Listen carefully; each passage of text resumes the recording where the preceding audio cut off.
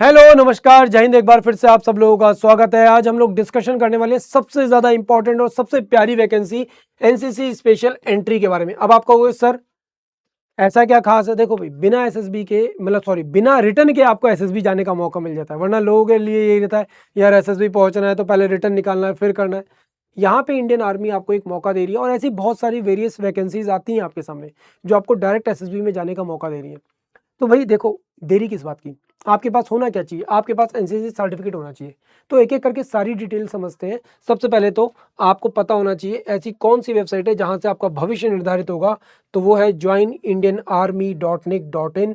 यहाँ पे जाकर आपको पूरी इन्फॉर्मेशन मिल जाएगी। हालांकि मैंने यहाँ पे इन्फॉर्मेशन दे दी है, उसके अकॉर्डिंग आप फॉर्म फिल कर सकते हो। शॉर्टलिस्ट हो सकता है तो आगे नो डाउट आपको एसएसबी का मौका मिल सकता है। तो सारी इन्फॉर्मेशन मैं आपको दूंगा और ये वही वेबसाइट है जहाँ से आपका भविष्य तैयार होगा। तो 70 वैकेंसीज हैं मेल के लिए और 6 वैकेंसीज हैं यहाँ पे फीमेल के लिए। 125 जो कोर्स है उसके लिए यहाँ पे वैकेंसीज लाई गई हैं। सबसे पहले तो डेट क्या है भाई? देखो 20 जुलाई 2026 से यहाँ पर क्या रखी गई है, डेट रखी गई है कि इस डेट से आप लोग फॉर्म फिलिंग शुरू कर सकते हो। 20 अगस्त 2026 तक फॉर्म फिलिंग आपकी चलती रहेगी। 30 दिन की आपको एक विंडो मिली हुई है। अगर यहाँ पर बात की जाए तो भाई सितंबर के पहले हफ्ते में शॉर्टलिस्ट जो कैंडिडेट होंगे उनकी लिस्ट रिलीज हो जाएगी और उस रिलीज लिस्ट के अकॉर्डिंग अगर आपका नाम है तो आप बिल्कुल अपने लिए अपनी एसएसबी की तैयारी को शुरू कर सकते हो। और आपको 14 दिन का एक समय मिलता है जिसमें आपको अपना एसएसबी सेंटर सेलेक्ट करना होता है, डेट सेलेक्ट करनी होती है एसएसबी की। और एसएसबी आपका होगा कब? तो नवंबर और दिसंबर 2026 में आपके एसएसबी चलेंगे। 5 डेज का पूरा प्रोसेस, अभी उसके बारे में भी आगे देखेंगे आगे। अब यहाँ पे बात की जाती है एज और एजुकेशन क्वालिफिकेशन के बारे में। तो 1 जनवरी 2027 ये वो डेट है जिस डेट से आपकी एज कैलकुलेट की जा रही है। तो इसका मतलब ये है कि 2 जनवरी 2002 से लेकर 1 जनवरी 2008 के बीच अगर आप पैदा हुए हो तो आप इस फॉर्म को फिल कर सकते हो। आपकी उम्र 19 से 25 के बीच होनी चाहिए।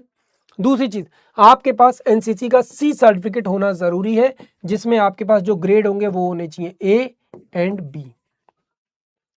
साथ ही साथ ग्रेजुएशन में आपके पास होनी चाहिए। अच्छा, ग्रेजुएशन के साथ एक शर्त रखी गई है कि भाई 50% मार्क्स आपके पास होने चाहिए।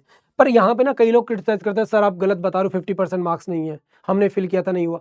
देखो, अगर आप 50%, 55%, 60% वाले हो बट वहां पे ज्यादातर लोग 70-80% वाले पहुंच गए तो पहला मौका तो उनको ही मिलेगा ना, क्योंकि शॉर्टलिस्ट किसके बेस पे होगा? आपकी ग्रेजुएशन के मार्क्स के बेस पे होगा। तो ये चीज आपको यहाँ पे समझनी होगी। आपका कर्तव्य है फॉर्म फिल करने का, तो चुपचाप फॉर्म फिल करो बस, ठीक है। शॉर्टलिस्ट होना ना होना वो एक अलग बात है। एंड सबसे बड़ी बात, मल्टीपल टाइम्स हमें ये पता चलता है ये जो 70 वैकेंसीज है मेल की, कई बार तो ये खाली भी निकल जाती हैं। लिटरली मतलब सोचो, साल में 2 बार आ रही है और कई बार सीटें खाली रह जाती हैं। क्यों रह जाती हैं? इसका मतलब बहुत से ऐसे बच्चे जो भर ही नहीं रहे, जिनकी इच्छा ही नहीं है भरने की, या फिर जिनका ऑब्जेक्टिव नहीं था, बस एनसीसी कर ली है। तो आपके पास मौका है। आपको बस अपना कर्तव्य करना है कि भाई फॉर्म फिल करना है मुझे, समझे? तो फाइनली, अच्छा, अब एक चीज और भी बोली गई है कि भाई अगर आप फॉर्म फिल कर रहे हो और आप एक अपीयर्ड पर्सन हो जो कि फाइनल ईयर में हो या फाइनल सेमेस्टर में हो, कोई दिक्कत नहीं, आप भी फॉर्म फिल कर सकते हो। पर शर्त क्या है? शर्त यह है कि 1 अप्रैल 2027 तक आपके पास आपकी मार्कशीट आ जानी चाहिए। क्या आनी चाहिए? आपके पास आपकी मार्कशीट आ जानी चाहिए, आपका रिजल्ट आपके पास होना चाहिए। ये चीज का ध्यान रखिएगा। मतलब एकेडमी में एंटर करने से पहले आप ग्रेजुएट हो जाओ पूरी तरह से। तो फाइनली आपको ये चीज़ तो पता चलेगी। अब एलिजिबिलिटी अगर देखी जाए तो भाई सीधी सिंपल सी बात है, यहाँ पर एक चीज़ बहुत इंपॉर्टेंट है जो कि आपको समझनी होगी। 50% वाला क्राइटेरिया मिनिमम वो हमने आपको बता ही दिया है। अगर इन केस अगर आप बैटल कैजुअलिटी वाली कंडीशन आ जाती है, फॉर एग्जाम्पल 70 सीट्स जो रखी गई हैं, इन्हीं 70 सीट्स में से 7 सीट्स जो रखी गई हैं, इन्हीं 70 में से 7 जो सीट्स रखी गई हैं स्पेशली, वो किसके लिए रखी गई हैं? वो उन लोगों के लिए रखी गई हैं जिनके पेरेंट्स किसी वॉर कैजुअलिटी में घायल हो गए हैं, ठीक है, वीर गति को प्राप्त हो गए हैं, कुछ भी ऐसा हुआ है, उस कंडीशन में रखी गई है। सेम फॉर द फीमेल्स की जो 6 वैकेंसीज हैं उसमें से एक जो वैकेंसी है वो इसमें रखी गई है। तो ये चीज़ ध्यान रखिएगा फॉर द फीमेल और फॉर द मेल सबके लिए। अच्छा, ये जो लोग आएंगे, फीमेल में 1 वैकेंसी और मेल में 7 वैकेंसीज, इन लोगों के लिए एनसीसी सर्टिफिकेट की रिक्वायरमेंट नहीं होगी, ये डायरेक्टली यहाँ पर आ सकते हैं विदाउट एनसीसी सर्टिफिकेट, ठीक है। उनके पास बस ये है कि ग्रेजुएशन उनकी होनी चाहिए, तो ये भी आपको यहाँ पे मैंने बता दिया है, उनके पास भी ये चीज़ होनी ज़रूरी है। अनमैरिड सन एंड डॉटर्स की यहाँ पर बात हो रही है, या फिर लीगली अडॉप्टेड जो होते हैं उनकी बात हो रही है। अच्छा, एनसीसी सर्टिफिकेट होना चाहिए, बट ध्यान रखिएगा, ये मैं आपको बता चुका हूँ, अगर बैटल कैजुअलिटी कंडीशन है तो यहाँ पे रिक्वायरमेंट नहीं होगी, और सी सर्टिफिकेट जो होगा वो प्रोविजनल नहीं होना चाहिए कि सर प्रोविजनल एक्सेप्ट हो जाएगा, कि नहीं होगा, आपके पास आपका कंप्लीट सर्टिफिकेट होना चाहिए एनसीसी का। फिर अगर हम लोग यहाँ पे बात करें तो ये मैं आपको बता ही चुका हूँ, 63 जो वैकेंसीज है वो जनरल है, और 7 वैकेंसीज बैटल कैजुअलिटी में। Same for the female, 6 vacancies, 5 general category और एक बैटल कैजुअलिटी के लिए रखी गई है। वेल, प्रोसेस क्या है, आप एप्लीकेशन फिल करोगे जो कि ओपन हो चुकी है 20 तारीख से और 20 अगस्त तक रहेगी। शॉर्टलिस्ट किया जाएगा आपकी ग्रेजुएशन के बेसिस पर। उसके बाद आपका एसएसबी का प्रोसेस शुरू हो जाएगा, सितंबर में आपको डेट सेलेक्ट करनी होगी, एंड एसएसबी प्रोसेस आपका नवंबर दिसंबर में चलेगा, एंड इसी एसएसबी के साथ आपका मेडिकल प्रोसेस भी हो जाएगा। फाइनली आपकी मेरिट लगती है, एंड इस मेरिट के बेस पर फाइनली आपको ज्वाइनिंग मिलती है कब, अप्रैल में, क्योंकि ये अप्रैल कोर्स के लिए हो रहा है, तो ध्यान रखिएगा अप्रैल 2027 की हम लोग यहाँ पे बात करें जब आपको ज्वाइनिंग मिल जाएगी, ठीक है। तो आपको पूरा प्रोसेस पता चल गया है। अच्छा, एक और सबसे इंपॉर्टेंट चीज़ है आज के टाइम पीरियड पे, कि हर एक फॉर्म के साथ डिफेंस पर्सन या सॉरी आर्मी वाले अब क्या करने लगे, एक फिजिकल क्राइटेरिया आपको देने लगे कि भाई ये फिजिकल क्राइटेरिया आपको मैच करना होगा, ठीक है। फॉर द मेल क्या क्या चीजें आप लोग यहाँ पे देख सकते हो, रनिंग है, पुशअप है, पुलअप है, सिटअप है, स्क्वाट्स है, लंसेस है, स्विमिंग है। अब इसका मतलब ये नहीं है कि आप जब एसएसबी के लिए जाओगे तो ये सब करवाया जाएगा, या स्विमिंग आनी जरूरी है, ये सब आना जरूरी नहीं, आना जरूरी नहीं है, बट फॉर द बेटर, कि आप एकेडमी में ज़्यादा बेटर कर पाओ, ठीक है, वहाँ पे आपको कोई दिक्कत ना हो, उसके लिए आप अपने आप को पहले से प्रिपेयर करके रखो। और ये चीज़ें यहाँ पर क्या हो जाती है, एक मिनिमम स्टैंडर्ड क्राइटेरिया बन जाता है। क्या बन जाता है, एक मिनिमम स्टैंडर्ड क्राइटेरिया यहाँ पे आपका बन जाता है। तो प्लीज़ इस चीज़ को ध्यान रखिएगा, ये ज़रूरी है। और for the female same condition, same सारी की सारी चीज़ें हैं, ठीक है, बट यहाँ पर रनिंग का टाइमिंग थोड़ा बढ़ गया है, number of squats, pushup, pullups में थोड़ा सा फर्क पड़ जाता है, ठीक है। वेल, अब एसएसबी के प्रोसेस की बात करते हैं जो कि सबसे ज़्यादा ज़रूरी है। क्या देखा जा रहा है, ऑफिसर लाइक क्वालिटीज़ आपके अंदर देखी जा रही हैं। ये ऑफिसर लाइक क्वालिटीज़ कौन सी हैं, अभी हम लोग आगे और ज़्यादा डिटेल में देखेंगे। Planning and organisation ability, social adaptability, social effectiveness and dynamic abilities, ये सारी चीज़ें आपके अंदर होनी चाहिए। अगर हम लोग बात करें स्टेज 1 और स्टेज 2, यहाँ पर 2 होते हैं, जिसमें इंटेलिजेंस टेस्ट एंड पीपीडीटी आपका होगा सबसे पहले। इसके बेस पे अगर आप स्क्रीन इन हो जाते हो तो आपको आगे के दिनों का मौका मिलता है, जहाँ पे आपका साइकोलॉजी टेस्ट होगा, आपके जीटो टेस्ट होते हैं, इंटरव्यू होता है, कॉन्फ्रेंस होती है, एंड साथ ही साथ आपका मेडिकल भी होता है। तो ये पूरा जो प्रोसेस है वो आपको 3 से 5 दिन के अंदर अंदर देखने को मिलता है। हालांकि आज के टाइम पीरियड पे ये भी पता चल रहा है स्टेज 1 में चेंजेस हो रखे हैं, और वो आगे चलकर आपको भी अपने डिफरेंट डिफरेंट एसएसबीज में देखने को मिलेंगे। पर फिलहाल अभी कोई ऐसा बड़ा चेंज नहीं होगा जिसको लेकर आपको परेशान होना पड़े, ठीक है।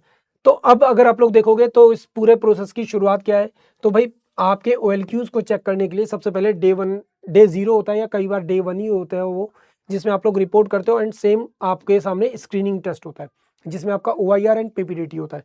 फिर फाइनली आपका नरेशन वाला पार्ट होगा। अगर आप लोग स्क्रीनिंग होते हो, सेलेक्ट होते हो, तो आपको आगे के दिन बिताने का मौका मिल जाता है, जहाँ पे साइकोलॉजिकल टेस्ट होगा आपका, जहाँ पे टेट, वेट, SRT, सेल्फ डिस्क्रिप्शन टेस्ट होगा, एंड डे 3 डे 4 में आपके जीटो टास्क होते हैं। ऑन ग्राउंड साइकोलॉजिकली आप किस तरीके के पर्सन हो, किस तरह के लीडर हो, ये सब चीज़ें देखी जाती हैं। वेल, साथ ही साथ आपका इंटरव्यू भी शुरू हो जाता है, ठीक है। डे 2 डे 3 या डे 4 में किसी भी दिन ये चीज़ शुरू हो सकती है, आपके इंटरव्यूज स्टार्ट हो जाते हैं, ठीक है।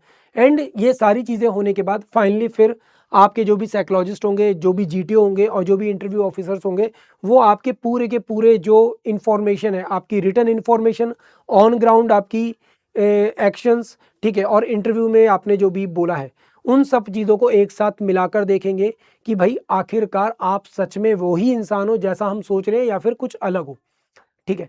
एंड फाइनली एक कॉन्फ्रेंस होती है, उस कॉन्फ्रेंस के बाद डिसाइड हो जाता है कि आप रहोगे या आउट हो जाओगे। तो फाइनली ये सारी चीज़ें आपको यहाँ पर देखने को मिलती हैं।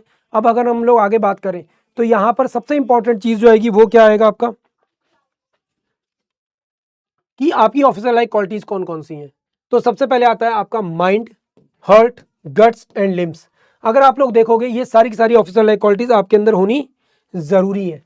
अब इसमें क्या क्या है, effective intelligence, reasoning ability, organisation ability, ठीक है, power of expression, social adaptability, cooperative nature आपका है या नहीं है, sensitive sense of responsibility, initiative लेना, ठीक है, self confidence, speed of decision, ability of influence the group, liveliness, क्या आप जिंदा दिल इंसान हो, ठीक है, डिटर्मिनेशन, करेज एंड स्टेमिना, ये सारी ही चीज़ें आपके अंदर देखी जाती हैं।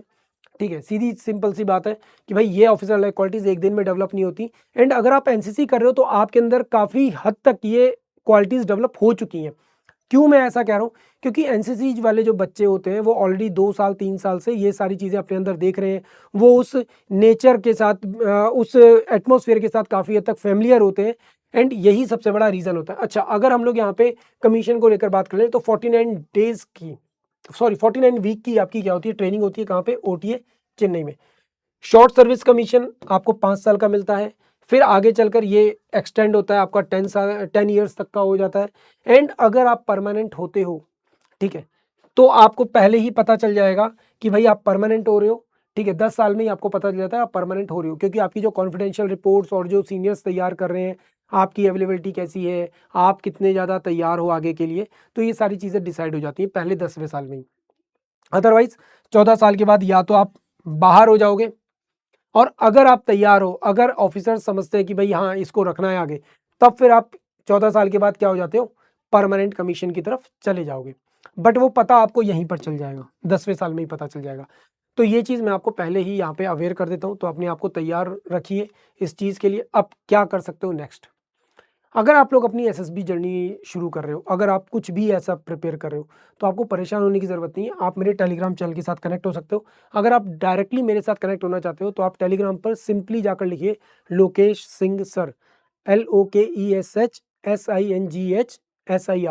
आप without space Lokesh Singh sir की सर्च कीजिए, मैं आपको मिल जाऊंगा। आपके जो भी डाउट है एनसीसी को लेकर, एसएसबी को लेकर, किसी भी और वेरियस एंट्री को लेकर, मैं आप लोगों को इंश्योर करूंगा कि आपको किसी भी तरह की दिक्कत ना आए। मेरा 16 ईयर्स ऑफ एक्सपीरियंस, जो कि मैं डिफेंस वाले बच्चों को स्पेशली ट्रीट करता हूँ, स्पेशली उनको गाइड करता हूँ। एंड लास्ट 16 ईयर्स से मैं डिफेंस वाले बच्चों के साथ ही काम कर रहा हूँ।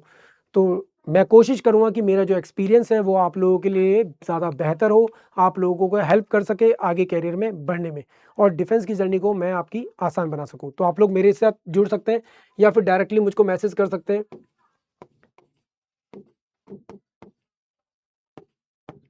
लोकेश सिंह सर। तो इसी के साथ आप सभी लोगों से विदा लेने का समय आ चुका है। प्लीज़ फॉर्म को फिल कीजिए और अपनी एसएसबी की जर्नी को हमारे साथ शुरू कीजिए। Thank you so much. जय हिंद।